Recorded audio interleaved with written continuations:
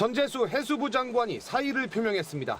미국 출장 뒤 오늘 새벽 입국한 전 장관은 통일교로부터 금품을 받았다는 의혹은 결단코 사실이 아니다라며 강하게 부인했습니다.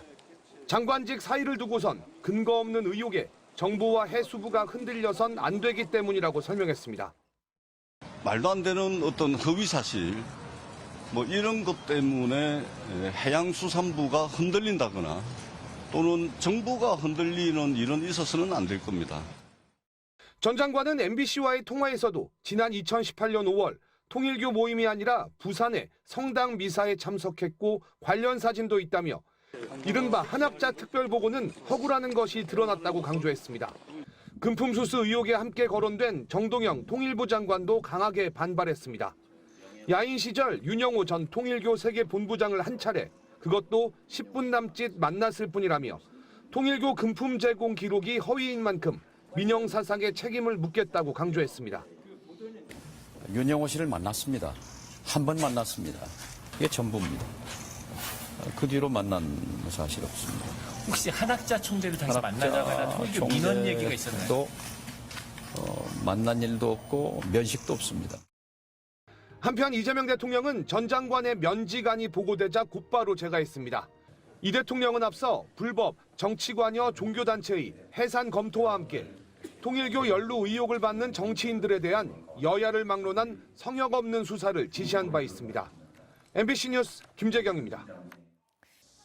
윤영호 전 통일교 세계본부장이 언급한 여야 정치인은 5명이라고 민중기 특검이 공식 확인한 가운데 통일교 연루 의혹을 받고 있는 국민의힘 나경원 의원은 SNS에 해당 보도를 정치 편향 언론의 거짓 여론조작이라고 강하게 비판하면서 조금이라도 문제가 있었다면 특검이 자신을 그냥 뒀겠느냐고 반문했습니다.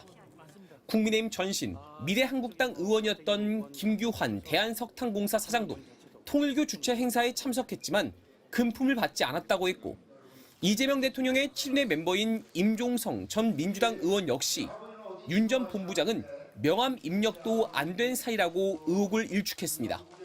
당사자들은 부인하고 있지만 권성동 의원 구속으로 수세에 몰렸던 국민의힘은 여권 인사들 연루 소식에 이재명 게이트라고 주장하며 반격에 나섰습니다. 이재명 대통령이 더불어민주당 대표 시절 통일교 핵심 인물에게 직접 임명장을 수여하는 영상까지 있습니다. 재작년 이 대통령이 당대표였던 시절에 당내 기구인 세계한인민주회 부의장 임명장을 통일교 인사에게 직접 수여하는 영상인데 이때 관여했던 임종성 전 의원은 통일교 인사인지 몰랐다는 입장입니다. 하지만 국민의힘은 특검이 선택적 수사를 했다며 새로운 특검의 필요성을 제기했습니다. 철저한 발본 세권을 이루기 위해서 특검을 조속히 출범시켜야 한다고. 민주당은 근거 없는 물귀신 작전이라고 맞섰고 범여권인 조국혁신당은 여야 막론하고 당사자들이 수사에 임해야 한다며 경찰청 국가수사본부의 철저한 수사를 촉구했습니다. MBC 뉴스 이문현입니다. 통일교 정치인 지원 의혹을 수사할 특별전담 수사팀장은 박창환 경찰청 중대범죄수사과장이 맡았습니다. 인력 규모는 23명, 중대범죄수사과 인원 대부분이 투입됐습니다. 수사팀은 곧바로 수사관 2명을 서울구치소에 수감 중인 윤영호 전 통일교 세계본부장에게 보냈습니다. 조사는 3시간가량 이어졌습니다. 경찰은 특검 수사 당시 윤 전 본부장이 진술한 내용을 재확인하면서 신빙성을 검증한 것으로 전해졌습니다. 윤 전 본부장은 지난 8월 김건희 특검에 국민의힘 외에 민주당 소속 정치인들도 지원했다고 진술했습니다. 구체적인 금액을 언급한 정치인들도 있습니다. 2018년부터 2020년 사이 전재수 민주당 의원에게 현금 2천만 원과 명품 시계 1개를 줬다고 진술한 것으로 파악됐습니다. 또 임종성 전 민주당 의원, 김규환 전 미래통합당 의원에게는 3천만 원씩 줬다고 진술한 것으로 MBC 취재 결과 확인됐습니다. 이름만 언급한 정치인은 정동영 통일부 장관, 나경원 국민의힘 의원입니다.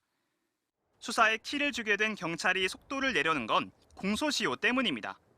윤 전 본부장이 주장한 금품 제공 시점은 2018년에서 2020년 사이, 정치자금법 위반 혐의 공소시효는 7년입니다.